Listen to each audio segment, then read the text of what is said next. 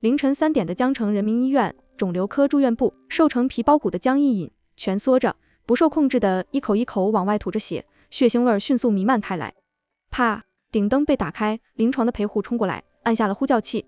江一隐感觉身子被医护人员摆平，各种仪器飞快接在身上，还有人不断呼唤他的名字，但那些喧闹很快就离他而去。他轻飘飘地浮了起来，看着毫无知觉躺在病床上的自己，后知后觉地想到：哦，我死了。遗憾是有的，却没有多少恐惧。胃癌带来的折磨，让死亡也变成了一种解脱。只是可惜了他的一身本事，小师弟耍手段，把他挤出了江城饮食界，能力却不足以撑起玉山海，估计再过1-2年，师傅的心血就要调出全国10大酒楼的排名了。不过他已经死了，不甘心又如何呢？江一隐刻意忽视那些不忿与不舍，人死如灯灭，他只想安安心心的走。突然，第一，已检测到符合绑定标准的宿主，美食经营系统即将上线。宿主候选人你好，我是美食经营系统，请问是否愿意与我绑定？终于确定，突然冒出来的声音不是幻觉了，他试探着问：什么是美食经营系统？跟你绑定又会发生什么事？一旦选择与我绑定，你需要完成系统布置的任务，而完成所有任务后可以得到复活的奖励。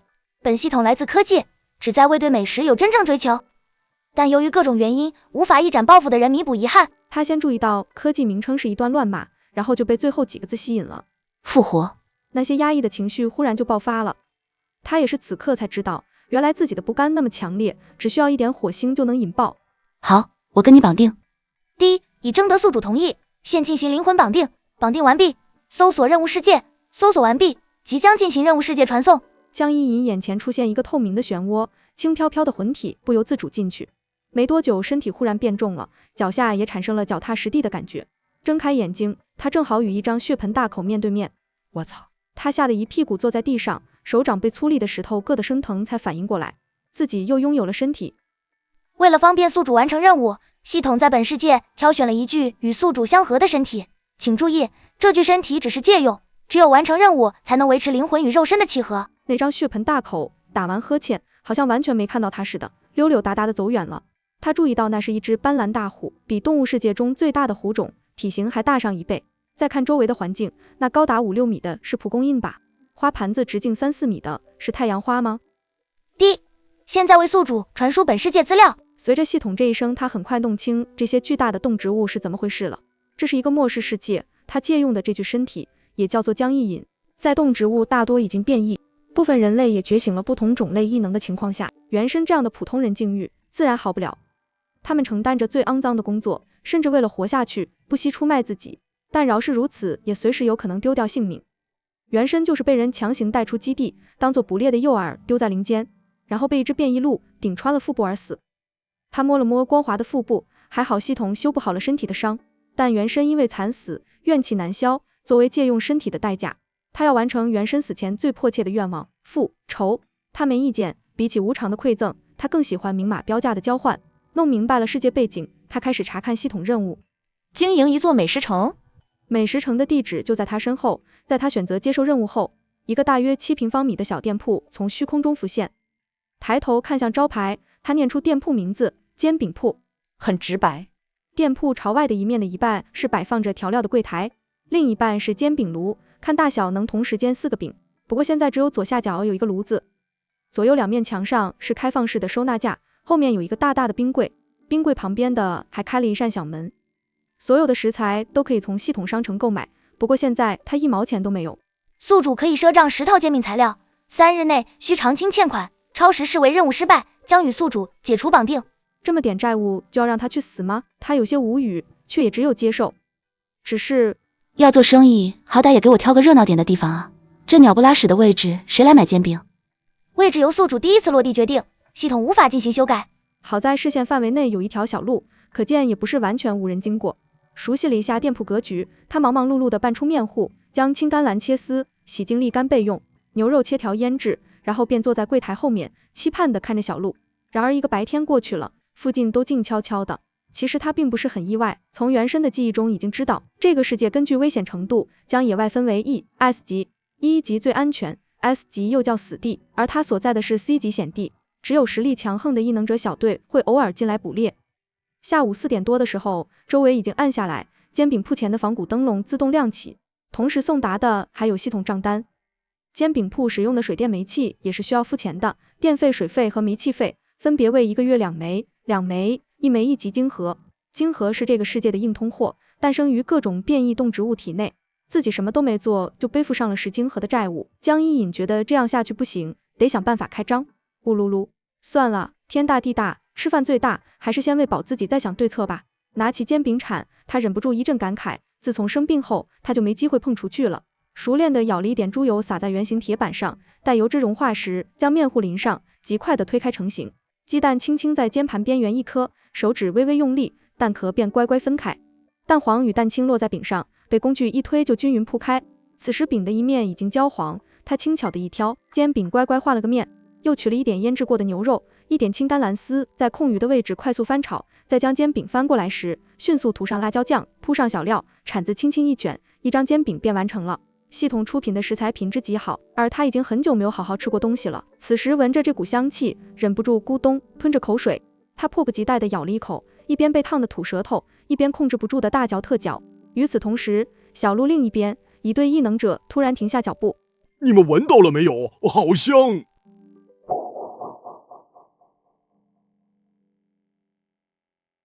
其实不用问，因为队友们都和他做出了一样的动作。咕噜咕噜噜，林间响起一片长鸣声。异能者本来食量就比常人更大，他们还因为意外没吃午饭，这回嘴边都闪烁着可疑的光泽。熊男看向唯一淡定的队长，渴望地问：老大，我们过去看看吧。其他人纷纷表示：是啊，老大，本来还能忍，这会儿感觉已经要饿死了。怎么这么香？这到底是什么东西？今天吃不到这个香味的东西，我会死的，老大。顾怀庭抿了抿嘴唇，过去看看。得嘞，我开路。江一隐手里的饼还剩下1/2的时候，进食的速度慢了下来。生活在底层的原身很久没吃饱过，胃部传来了抗议的胀痛感。他决定将剩下的煎饼当夜宵，晚点再干掉。刚将吃剩的煎饼放在台子上，眼前突然暗下去，一头熊趴在了柜台上，直勾勾地望着剩余的煎饼，伸手就来掏，然后被无形的屏障挡住了。江隐想起来，系统说过美食城所在的位置是安全区，不但能保护他的安全，也会限制其他人的恶意。他这回看清楚了，面前的熊其实是个男人，因为太魁梧，加上披着棕黑色的兽皮，所以他才看走了眼。此时他努力想抓住吃剩的煎饼，可是手背上青筋都蹦出来了，指尖依旧不得寸进。一道清冽的男声响起，阻止了他的动作。阿雄。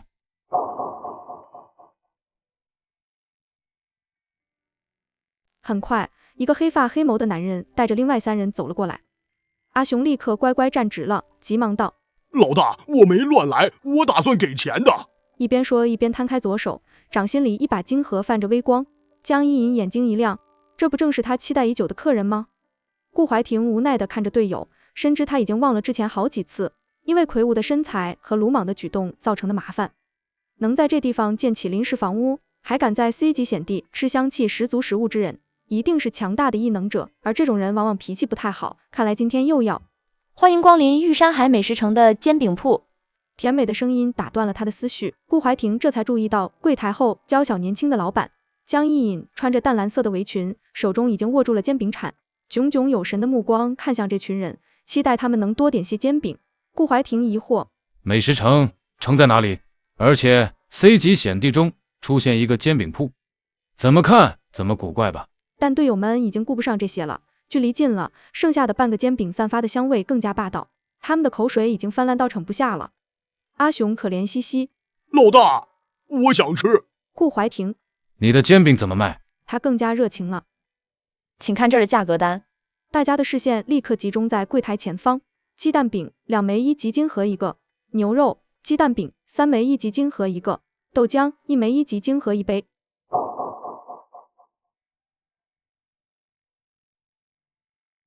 这些属于系统定价，他无权更改，而原身几乎没有赚到过晶核，因此他不清楚这个价格贵还是便宜，此时只能暗中祈祷这些人不要太小气。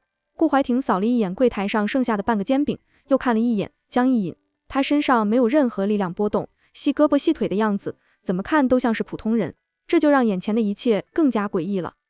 他丝毫不因队友们渴望的眼神而动摇，只淡淡道：阿浩，你先试试。瘦小的男人走上前来，在队友们又羡慕又期待的注视中，镇定开口：一个牛肉鸡蛋煎饼，一杯豆浆。好嘞，您稍等。他立刻行动起来。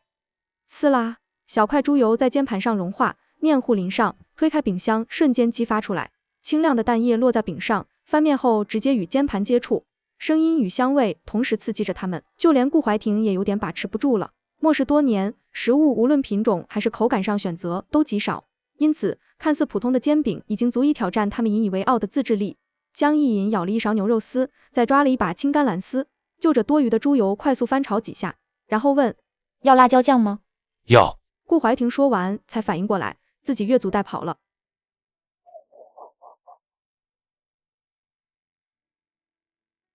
扫了一眼队友，发现人人都是狂吞口水，根本没心思注意别的，他这才放心了，同时视线飞快地挪回去，盯着江一隐，给饼上刷了一层薄薄的红色辣椒酱，再将青甘蓝丝和牛肉铺在饼上，最后熟练的一卷再一铲，煎饼就稳稳地落进纸袋中。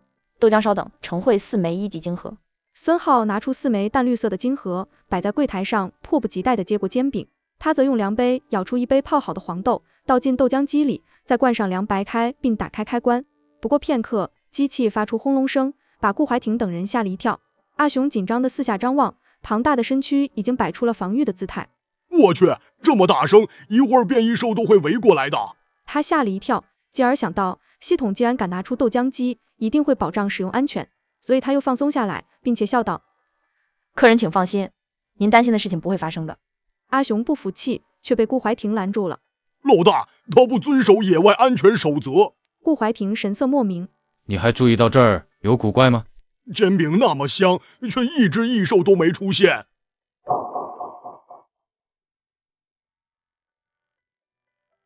阿雄恍然大悟。是哦。没管他们的嘀咕，他将洁白的豆浆过滤3次后倒入一次性的杯子中，扬声问：豆浆要加糖吗？孙浩已经不顾烫嘴咬了一大口煎饼，此时只能用力点头以作回答。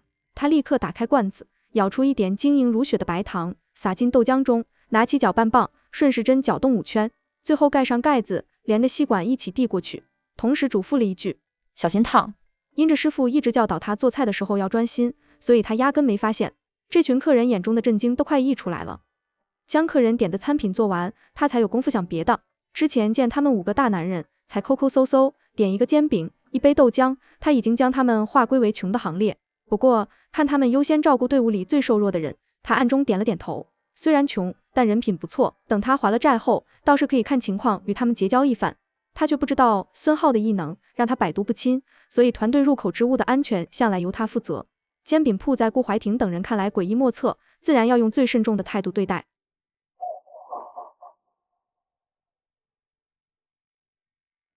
孙浩刚咽下一口阿雄，就焦急地问：怎么样？保险起见，我再尝一口。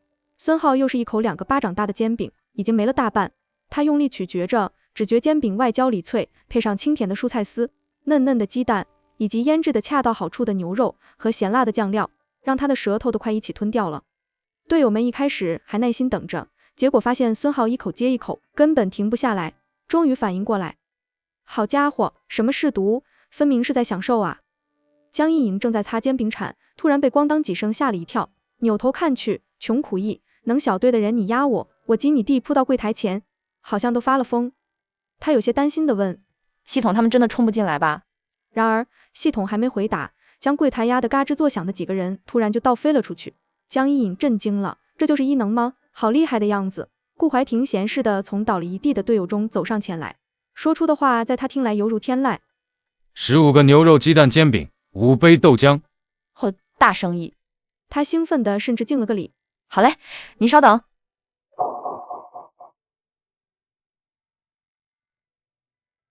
江一隐速度很快，不多会，他们要的东西就都做好了。煎饼铺外立刻多了5个饿死鬼，就连一直表现得最淡定的顾怀庭也吃得头也不抬。江一隐感到了久违的喜悦。师傅一生都在贯彻着食物应该给人带来幸福感的理念，这一点也影响了他。但自从遭到小师弟的暗算，又查出胃癌以来，他已经很久没有这种满足感了。本来他只把这一切当做复活的跳板，但此刻突然有了干劲。末世之中，想必美食能带给大家更多幸福感吧。这么想着，他看向顾怀庭等人的目光柔和了许多，已经不单单将他们当作钱包了。而此刻顾怀庭等人确实很幸福。肉啊，这可是肉啊！顾怀婷为每个队友都买了3个煎饼，但他们依旧不满足。吃完了之后，又纷纷各自点单。统计了他们点的煎饼数量后，他直接花10金盒购买了20套煎饼材料。食材与热油碰撞的声音不绝于耳，旁边的豆浆机也一直忙忙碌碌。顾怀婷等人吃得满嘴流油，一个个都要幸福的冒泡了。江一隐算了算，这群男人平均一人干掉了4个煎饼，2杯豆浆。阿雄还说才半饱，食量着实惊人。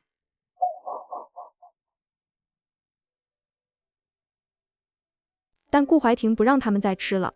已经快6点了，我们必须立刻回去基地。他一发话，其他人虽然恋恋不舍，却还是整肃了一番，做好了出发的准备。老板，晚上 C 级地区危险程度更甚，你真的不跟我们走吗？面对这份好意，他笑着摆摆手，多谢你们关心，但我不打算离开这儿，期待你们下次光临。顾怀婷深深看了他一眼，没再多说什么，很快带队消失在了他眼前。林间重归安静，随着时间流逝，光线进一步变暗，煎饼铺就像一座孤岛，顽强的在浓烈的夜色中绽放着一丝光明。江一隐在查看今天的收益，偿还了10枚金盒的债务后，他还有60枚金盒的盈余。之前一群嗷嗷待哺的客人盯着他，一直忙着做煎饼打豆浆，耳边响了几次系统提示也没看这会，检查一番才发现，原来系统还有个成就，系统什么制作10个煎饼，赚取10枚金盒，赚取50枚金盒之类的成就，他已经达成了好几个。每个成就都有叫做蓝钻的奖励，当他领取了第1个蓝钻后，商城同步开启了蓝钻专卖页面。这个页面的商品可不得了，除了可以购买各种异能外，他还看到了自己最在意的东西。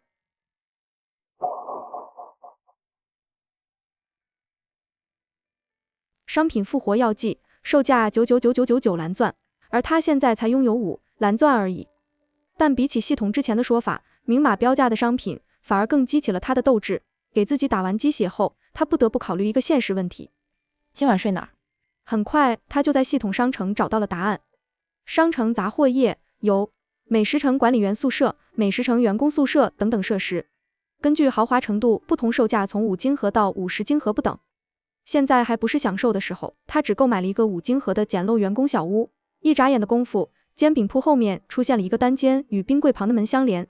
单间大约10多平米，除了一个狭窄的洗手间外，只摆放了一张1米的床、一个简易墙边柜和一张折叠小桌。看了一眼布局，他又坐回煎饼铺，查看最后一条系统提示：已售出20个煎饼，煎饼铺可升级，是否花费10金盒升到2级？他现在还有60枚1级金盒，升级之后剩下的进货够了，于是便毫不犹豫地选择了是煎饼铺升级倒计时0点10分0秒，10分钟转眼就过去了。煎饼铺的变化十分明显，煎盘变成了2个，豆浆机型号升级速度更快，可购买新的商品红枣豆浆和培根鸡蛋煎饼的原料了，成品售价分别是2枚和4枚1级金盒。他满意的点点头，将之前剩下的半个牛肉鸡蛋煎饼放在煎盘上热了热，准备吃完夜宵去休息。刚咬了一口，林间忽然簌簌作响，一个脑袋探出来，黑黝黝的眼睛死死盯着他手里的煎饼。咕咚，响亮的口水声在空地上回荡。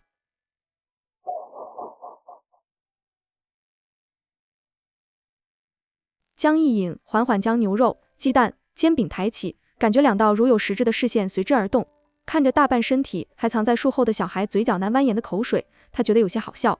左右今天开门红，让他心情很不错。此时看到这小可怜的口水都快泛滥成瀑布了，便起身开炉子，娴熟的煎了一套培根鸡蛋饼放进纸袋子，走过去问要不要。小孩不说话，但2缕视线彻底粘在了煎饼上。走近了他才发现，这孩子的头发长及腰部，但显然很久没有打理过了，所以结成了一大块，像个厚重的板子，挂在背上，露出的一点肩膀上披着兽皮和植物混杂的奇怪衣物。他似乎很害怕，在自己靠近的时候又往树后藏了藏。他不清楚这孩子的来历，而对方所在的位置又在安全区之外，所以他没有继续向前，只是找了根木棍，将煎饼袋子挂在上头，缓缓伸过去，咔嚓，木棍直接被掰断了。那孩子啊呜一口，连着包裹煎饼的纸袋子一起咬掉一大块。等等，袋子不能。话音未落，面前已经没了对方的身影。不愧是末世里的孩子，这速度杠杠的，好在吃点纸也不至于生病。他无语的摇摇头，回去吃完了自己的夜宵，休息了。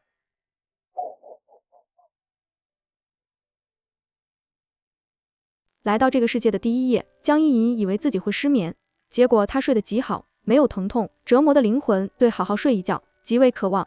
当他睡醒，居然已经是第二天中午了。简单梳洗了一下，才走出检疫员工宿舍，就看到煎饼铺外头望眼欲穿的5个人。顾怀婷站在最前头，一改昨日的疏离矜持，一看到他的身影就开始点餐。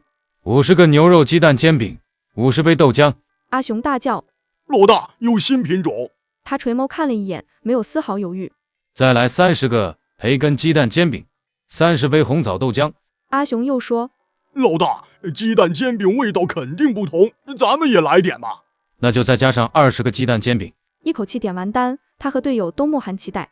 除了对即将到手的大量食物，昨日老板煎饼打豆浆时那娴熟流畅的动作，也让他们很想再看一遍。江一隐用力甩了甩脑袋，呆呆反问，我没听错吧？一共100个煎饼，80杯豆浆。阿雄抢着回答，那叫一个掷地有声。对，没错。这么一大笔生意，他是很开心了，但良心让他还是出声解释。现在天气还比较热，煎饼和豆浆就算放在冰箱里，也顶多保存1-2天。买太多了只会浪费，而且数量这么大，你们怎么拿回去啊？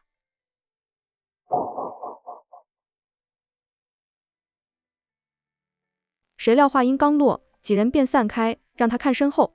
好家伙，原来他们早有准备，拉着2辆破破烂烂的买菜车，勉强也能塞下煎饼和一部分豆浆了。而对于保存问题，顾怀婷是这么说的，老板放心，区100个饼而已，都过不了夜。他肃然起敬，末世异能者的胃居然是次元代码，这么能吃。既然客人表示这都不是问题，他当然不会继续将生意往外推，直接挽起袖子，系上围裙，热情的笑道，我马上为各位准备，请耐心等待一会儿哦。大约是更加信任他了，顾怀婷先将金盒付了，一共420枚1级金盒，他却只放了24枚金盒在柜台上，不过其中4枚明显更大，颜色更明亮。他扫了一眼系统，立刻提示2级金盒，1颗等于100颗1级，原来是1块和100块的区别。他神色如常的将所有金盒都收进了柜台里，紧接着便忙碌起来，没注意到顾怀婷若有所思的神色。幸好昨晚煎饼铺升级了，否则就一个煎盘100个煎饼得弄1天。这回他火力全开，先将牛肉条腌制上，再拌好面糊静置，然后切菜洗菜。做完准备工作，就开始不断重复放饼、敲鸡蛋、炒菜、开豆浆机的流程。虽忙却不乱，反倒有一种别样的韵律感。几个大男人嗷嗷待哺，最初是做好1张煎饼就吃1张，直到每个人都打嗝后，便开始围观他做事了。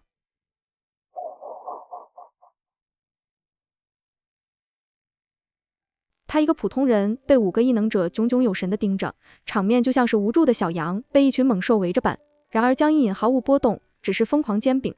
孙浩低声道，老板胆子挺大的，难怪敢一个人在外头过夜。顾怀婷也低声回应，他应该有什么杀手锏没拿出来。这位老板不同寻常，与他交好没坏处。孙浩了然地点点头，累得腰酸背痛，他终于完成了这个大订单。看着顾怀婷一行人十分熟练地将煎饼和豆浆整整齐齐码在购物车里，每个人手里还提了一些造型，显得搞笑极了，他忍不住笑起来。老板，那我们先走了，下次再来。好嘞，期待你们再次光临。等人走光，他敲着肩膀和腰，只喝了1杯豆浆，实在是累到不想动了。系统提示又获得了几个成就，他拥有了16颗蓝钻，此外累计卖出100个煎饼，煎饼铺又可以升级了。这次需要50枚1级金盒，他没犹豫，直接确认升级。30分钟过去后，煎饼铺再次出现变化。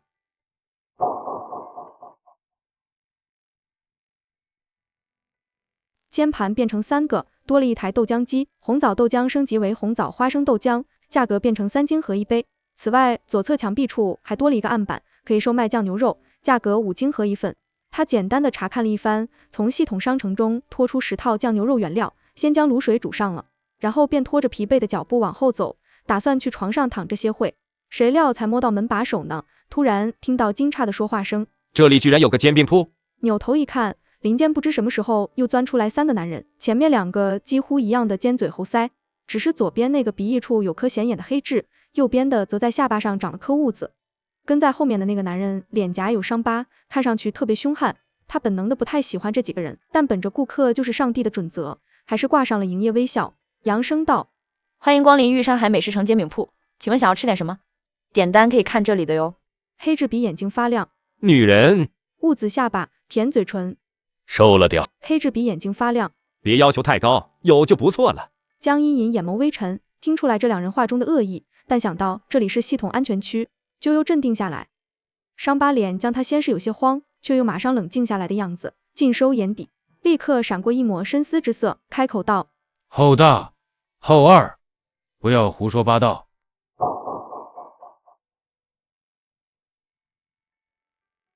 三人合作已久，自然默契非常，两人一听他这肃然的声音，便立马明白过来。后大后二，嬉皮笑脸的态度一收。老板娘，你的店子怎么开在这荒郊野外啊？是啊，而且这里哪里有美食城？他瞥了伤疤脸一眼，看出来他才是三人之中做主的，于是便注视着他开口：我的目标是在这里建造一座美食城，煎饼铺是万里长征的第一步。后大做不解状：可这是 C 级险地耶，老板娘敢在这开店，还打算做大做强，真是艺高人胆大啊！不知道是什么级别的异能者呢？后二一唱一和：我们是昌兴基地的狼神小队，在基地附近也是小有名气的。今天在野外遇到，就是有缘分，咱们不如交个朋友吧。后大跟上。我们都是4级异能者，老板娘以后有什么需要都可以找我们呀。他虽然竭力做和善的样子，但说到需要二字的时候，视线还是控制不住的往下。三路溜了一瞬，立刻被江一银捕捉到了。他脸色一沉，直白地道：我只想做生意，没兴趣交朋友。你们要买煎饼吗？不买的话，小店要休息了。不想再看到这两张脸，他低头假装收拾东西，却错过了伤疤脸突然使出的眼色。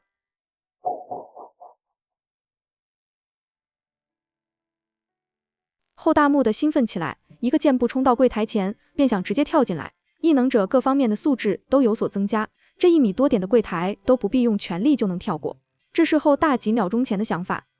但他凌空跳起后，只觉撞上一堵坚不可摧的墙，而且这堵墙还有强大的反弹力，一眨眼就将他弹出几米远。他及时调整姿势，但到底太突然了，最后还是没站稳，双手在地上撑了一下才没趴下。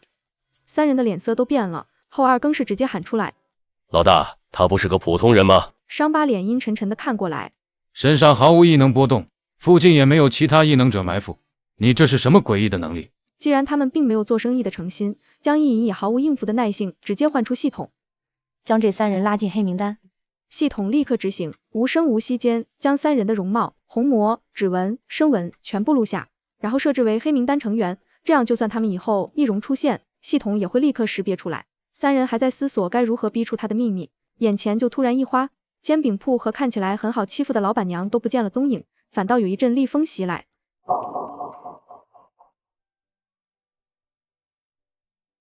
凭借多次战斗经验，他们勉强躲过了变异竹叶青的袭击，然后才发现猴三刚刚踩在了蛇窝上，3枚蛇蛋已经碎了2个，蛋青蛋黄流了一地。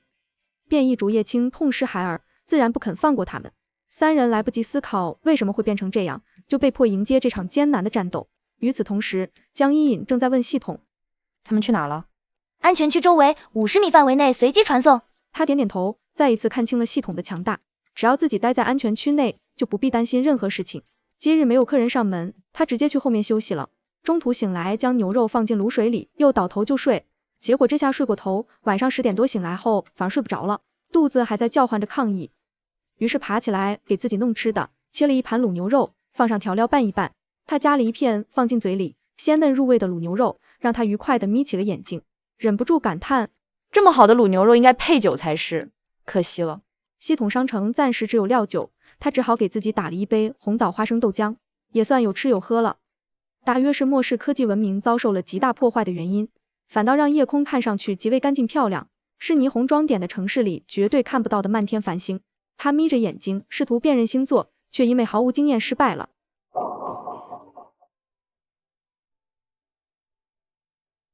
将视线从天空收回来，就看到了一个熟悉的小脑袋。昨天那个孩子还是躲在同一棵树后，视线紧紧锁着剩小半的卤牛肉。他起了逗弄之心，夹起一片切得薄薄的卤牛肉，轻轻抖了抖，油光顺着肉片滑落，在灯光下反射着迷人的光泽。小孩果然看得两眼发直，吞咽口水的声音隔得老远都能听见。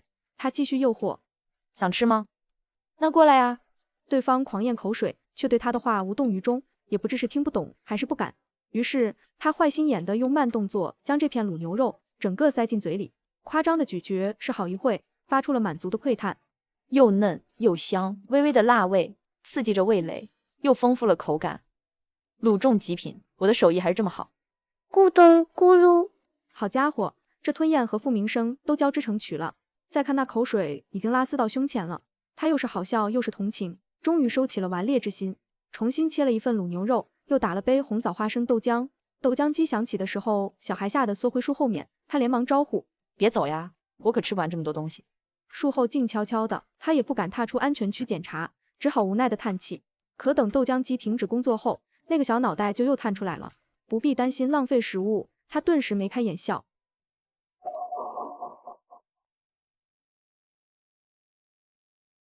将两样食物装好后，忽然想起什么，迎着小孩的视线端起自己的豆浆喝了一口，然后才像昨夜一样用树枝将2个袋子送过去。小孩迫不及待地抓下2个袋子，张嘴时犹豫了一下，抬头看他。江一莹鼓励的笑笑，他笨拙地凑到饮料杯的口子处，学着他的样子喝了一口，看来是学会了。他伸出大拇指想夸奖一下，结果却吓到了小孩，他紧紧抓着手里的袋子，嗖的一下不见了。耸耸肩，他只好回到柜台后继续吃东西。浓稠的夜色笼罩在林间，以他的视力并不能看到小孩坐在一棵树上，目光灼灼地看着他的动作，然后学着他拿起一次性筷子，却发现筷子是连着的，他不得章法地胡乱掰着，咔嚓一声，筷子从中间断成了2截。小孩愣住了，拿着已然变成2截短木棍的发把会呆，突然挫败地将筷子一扔，直接扯开袋子，抓出一把卤牛肉塞进嘴里，幸福地眯起了眼睛。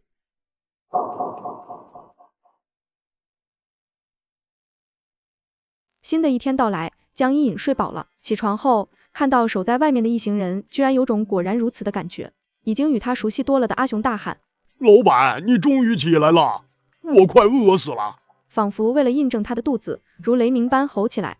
他笑起来，立刻撸袖子穿围裙。我这就做准备。对了，今天有卤牛肉卖，5斤合1份，需要吗？顾怀婷还没说话，阿雄已经激动地拍柜台。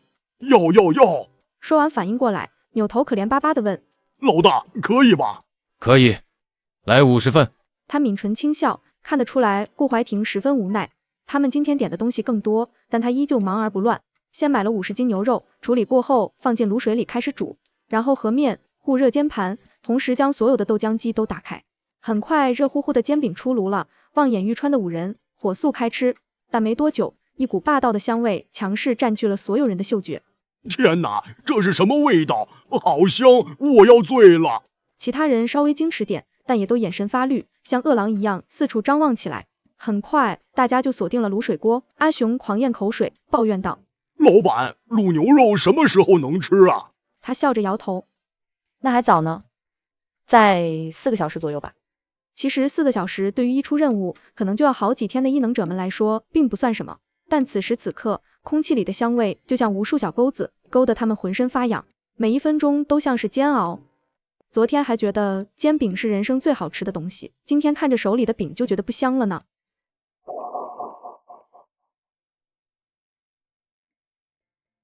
5人之中，顾怀婷是最镇定的，但也忍不住多看了卤水锅好几眼。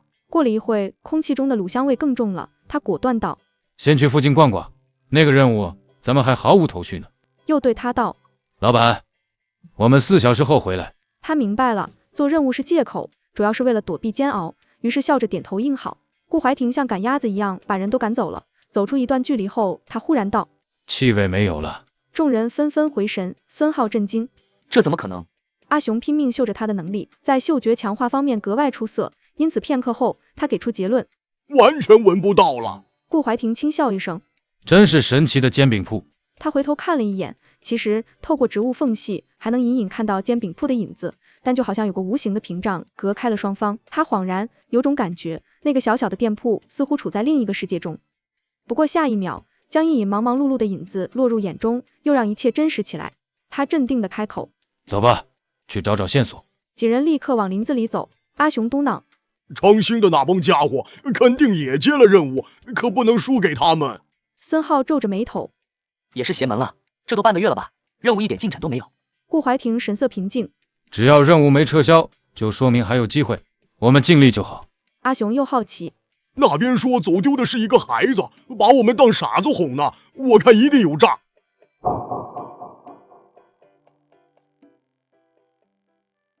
孙浩嘲笑他，噗，咱们阿雄居然聪明了一回。两人立刻打闹起来。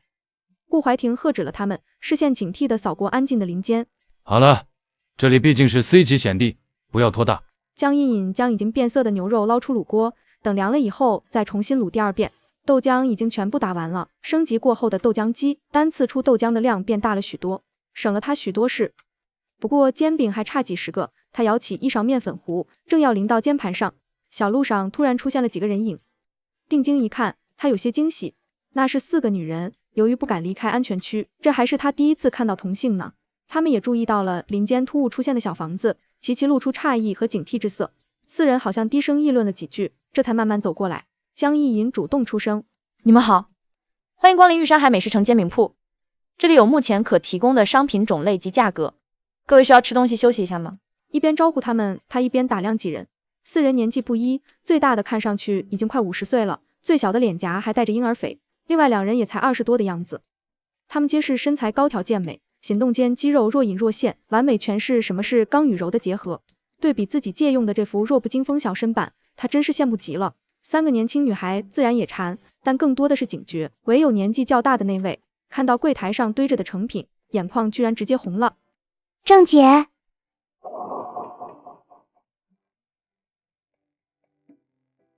其他3人大惊，连忙围上去关心，看得出来他们关系极好。郑慧娟擦了几下眼睛，强行将泪水憋回去，勉强勾起一个笑容，安抚同伴。我没事，只是想起了一些过去的事情。他缓缓走上前来，打量着江一隐，半晌后道：末世之前，我也有个煎饼摊，每天早上5点多我就出摊了。有很多回头客说一个早上不吃我的煎饼，就觉得一天都不得劲。原来是触景伤情。江一隐明白过来，年轻人或许是末世之后才出生的，所以没什么感触，反倒是经历过和平时代的人才会日日梦回那时幸福的生活。他心生感叹，想了想，拿起一个培根牛肉煎饼递过去。大姐，尝尝我的手艺吧。郑慧娟其实知道应该对诡异出现在 C 级险地的店铺保持警惕，但她被死去的回忆攻击着，鼻腔里充斥着以为早已忘记的食物香气，她实在控制不住自己的心情。于是她接过了纸袋，已经放了一会的煎饼温度刚刚好，指尖透过纸袋感受着热量，她下意识往嘴里送。一个女孩连忙拽住她：郑姐，不能随便吃。3个年轻女孩一开始还有些沉迷食物香味，此时一看最老道的郑姐居然被迷惑了，瞬间将煎饼铺的危险程度提升了几个等级。看江一隐的眼神也充满了敌意，他能理解这些人的警觉，想了想道：那个煎饼你掰开分一点给我，我先吃给你看，连袋子一起撕哈。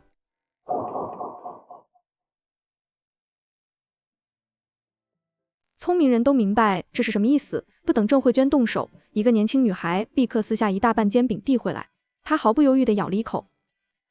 微微煎过的培根口感极好，她忙到现在才喝了一杯豆浆，吃了半的煎饼后更饿了，干脆又拿起一个培根鸡蛋煎饼咬起来。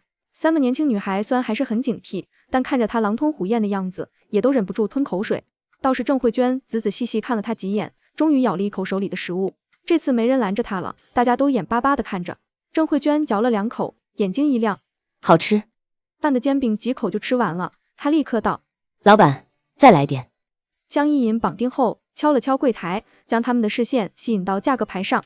郑慧娟询问了同伴几句，开始点单。8个煎饼，牛肉和培根的各3个，2个鸡蛋的，3杯红枣花生豆浆，卤牛肉1份，有多少？果然是在和平年代生活过的人，点单熟练度明显不一样。但是，抱歉，今天卤牛肉已经售罄了。郑慧娟略有些不满。那里不是还有？她指了指柜台上的成品，那是其他客人预定的，这些都是……郑慧娟看出她没说谎，只好作罢。那卤牛肉不要了。好嘞，陈慧34枚1级金盒。郑慧娟很快付款，她3两口干掉手里的食物，重新开始忙碌起来。不一会，4个人便捧着煎饼大快朵颐起来。他注意到郑慧娟自己拿的2个鸡蛋、煎饼、豆浆也是给3个同伴点的，自己喝的是水壶里的水。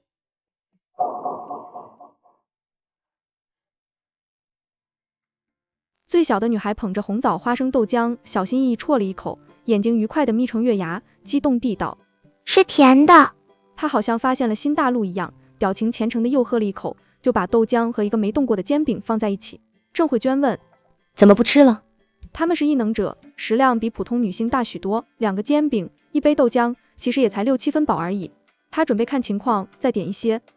最小的女孩郑重地道，这些东西太好吃了，这些我要带回去给妈妈。几个队友的脸色一软，郑慧娟摸了摸她的头，低声道，吃吧，我们一会儿再买一些带回去。真的吗？这些东西不贵，我们买得起。女孩欢呼一声，终于又拿起自己那份吃起来。太好了！郑慧娟已经转身看过来，江一银也听到了刚刚的对话，眉眼间亦多了几分柔软。他看了看自己的金盒存款，暗暗做了个决定。老板，我们也想这样订一批食物，等晚些时候过来拿可以吗？当然。他低头盘算了一番，那就50个煎饼，牛肉和培根的各10个，剩下的都要鸡蛋煎饼，豆浆也来30杯，其中10杯红枣花生的。他显然已经算好账了，从腰包里摸出2枚2级金盒，找回去了20枚1级金盒。江一隐注意到对方脸上闪过肉疼的表情，他的队友也说，要不少买一点吧，我们都吃过了，可以不用分的。但郑慧娟却摇头，晚上大家一起，如果我们几个光看着，他们肯定也不会吃的。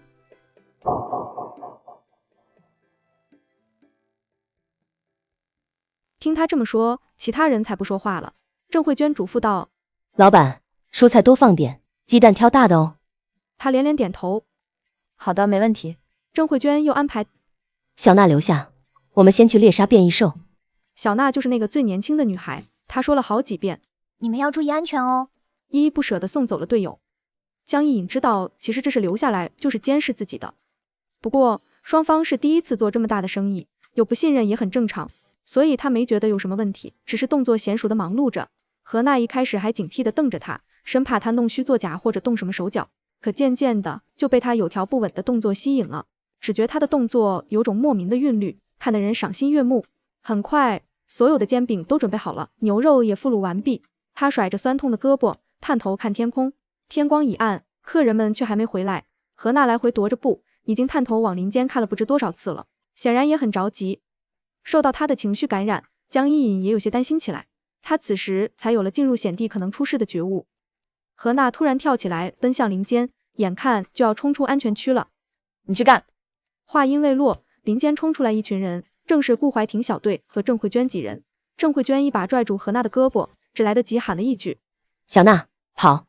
话音未落，一声震彻天地的咆哮响起，斑斓大虎从林间跳了出来，左前爪踩在一株不太高大的树上，只听咔嚓一声，那棵树直接被踩断了。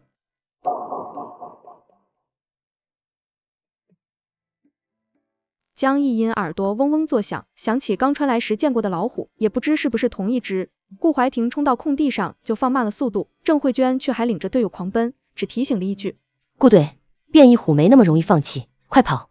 他一边说，一边遗憾地看了一眼堆满柜台的煎饼，却也知道此刻逃命要紧。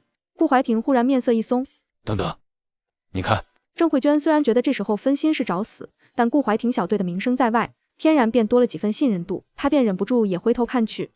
不到5米的距离，有几只大象加起来那么大的斑斓大虎，露出人性化的迷惑表情，硕大的脑袋摇来晃去，显然正在寻找什么，但他什么都没找到。变异虎不明白，追得好好的猎物怎么突然就不见了，只能愤怒的一通发泄，将那一块的树都给撞倒了。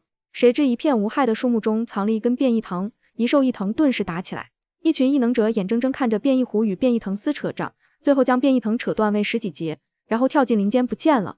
这到底是怎么回事？郑慧娟与队友齐齐看向顾怀庭，显然以为这是他搞出来的局面，然而顾怀庭却看向煎饼铺，低低笑起来。这就要问老板了。探照灯般的视线唰地集中过来，江一隐有些尴尬的挠了挠鬓角。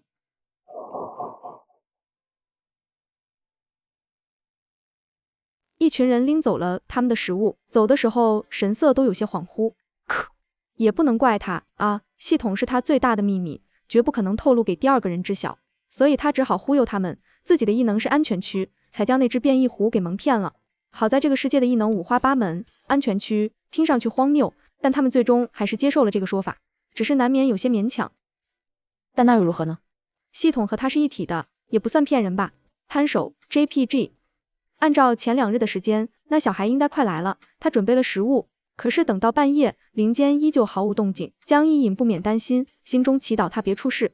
又等了一会，依旧不见人，他只能将吃的挂在小孩常躲的那棵树上，然后就回了检疫员工宿舍。然后打开系统后台，看到累计售卖300个煎饼、100杯豆浆后，煎饼铺又可以升级了。升到4级需要花费200金盒，他心疼的点击了确认，并且喃喃道：系统，你最好让我觉得升级值得。系统没出声。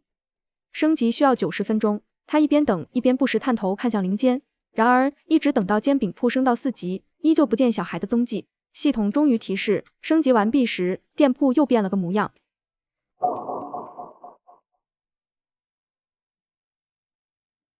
4个煎盘全部开放，豆浆机变成3台全新型号的料理机，左边的卤锅旁边又多了一口大锅。煎饼种类多了，火腿鸡蛋、鸡柳鸡蛋都是售价3枚1级金盒，此外还增加了绿豆沙，价格1金盒。看到绿豆沙，他眼睛一亮，现在正是炎热的时候，冰冰凉凉的绿豆沙可比热乎乎的豆浆更让人喜欢。连忙打开系统商城，购买了10斤绿豆，淘洗干净泡上水后，分作2斤一份，放入冰柜冻起来。他这才准备去睡觉。睡前又探头看了一眼食物，还好好的挂在那，他失望不已，却也只能先去休息了。大概是心里有牵挂，第二天一早，江一隐就醒了，第一件事就是跑出去看那棵树，东西不见了，但也不知道是不是那孩子拿走的。心事重重的回到煎饼铺，他开始做营业准备，拌上大半桶面糊，腌制牛肉条，再将新的大块牛肉去血水，放进卤锅里开始煮。不到半小时，空地上已经飘荡着霸道的卤香。冻成大冰块的绿豆取出来，放进新锅中已经烧开的水里，煮了20分钟，绿豆已经全面开花。3台豆浆机全力运转，将2/3的绿豆打成了细腻的豆沙，再放入1小勺绿豆，装杯后码进冰柜冷藏。做完这一切，再复卤牛肉，准备就做的差不多了。从沉浸式工作状态中出来，江一隐才发现太阳已经快到头顶了，却一个客人都没出现。不应该啊，顾怀婷他们这2天对食物的渴望很强烈，今天居然没来批发。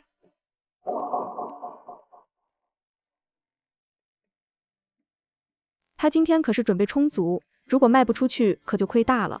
好在没过多久，林间小路上就出现了郑慧娟和一个大概14、15岁小女孩的身影，双方彼此看到的第一眼就都松了口气。江一隐是庆幸有客人了，郑慧娟却一直觉得昨天发生的一切好像做梦，此时看到煎饼铺好好的立在那，这才有种梦境照进现实的真实感。老板，我又来找你做生意了。欢迎再次光临，今天想点些什么呢？本店上了一些新品，可以了解一下哦。郑慧娟看向价格牌，发现有冰绿豆沙的时候，眼睛一亮，盘算片刻，她开始点餐。鸡蛋煎饼30个，其余4种煎饼各5个，绿豆沙、豆浆各20杯，再来10杯红枣花生豆浆。记下了不同种类的数量，她一边忙碌一边顺口问：今天这么多东西，2位方便弄回去吗？郑慧娟没有具体解释。放心，我们自有办法。她知趣的没追问，逐渐沉浸在自己的节奏里，直到听到一句：老板，你这煎饼铺有模有样，就是少了几张桌椅。抬眸一看，郑慧娟擦了汗，又用手当扇子，显然是热狠了。想想也是，煎饼铺前是一片空地，上方毫无遮挡，到了中午的时候确实很热，而且客人点了东西后只能站着吃煎饼豆浆，这样吃还没什么，但以后若是有面条之类的商品了，就显得很不方便。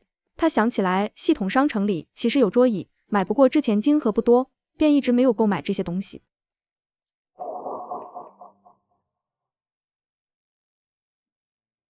现在客人都提出需求了，他当然要服务到位，想了想便笑道：后面有桌椅只是没摆出来，2位稍等。说着就进了后面的宿舍，这里当然没有什么桌椅，他只是找了个借口，从商城购买了2套可以折叠的野餐桌，然后假装是从宿舍里搬出来的，在煎饼铺前的空地打开，再如法炮制，拖出2把商用遮阳伞。这种伞又大又重，他拖起来颇为吃力，郑慧娟看不下去了：我来吧。怎么能让客人干重活呢？他正要拒绝，却见郑慧娟一只手就轻轻松松将遮阳伞抓起来了，走到野餐桌边比划了一下，扭头问：放在这个位置可以吗？可以。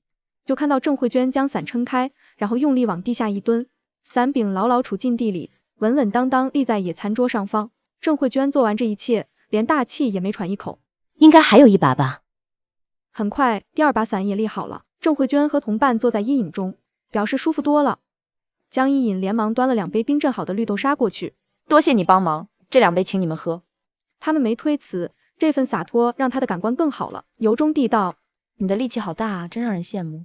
郑慧娟略有些嫌弃地打量着他的细胳膊细腿，是你太瘦弱了，一般觉醒异能后，五感、体能、速度、这些都会随之上升。你的身体怎么好像一点都没强化？原来异能还有这种好处，可惜他所谓的异能都是假的。这会只能尴尬的笑笑。我也不知道为什么会这样。郑慧娟却已经找好了理由。不过也许是你的异能太特别了。据我所知，比较特殊的异能都会有一些缺陷。说着，他看了一眼身边的同伴，眼底隐隐浮起一层担忧。